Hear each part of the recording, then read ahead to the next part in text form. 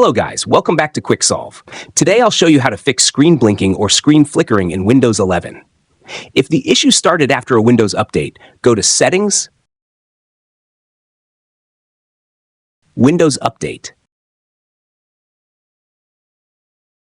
Update History, then uninstall updates and remove the latest update. If that doesn't work, open Device Manager,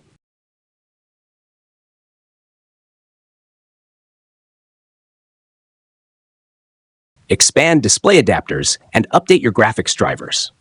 You can also right-click the graphics driver, disable it, restart your PC, and enable it again. Another option is to reinstall the driver. Right-click the graphics driver, select Update Driver. Choose Browse My Computer for drivers. Then let me pick from a list of available drivers. Select your driver and click Next.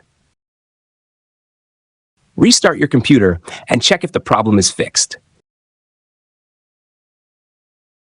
If this video helped you, please like and subscribe. Thanks for watching.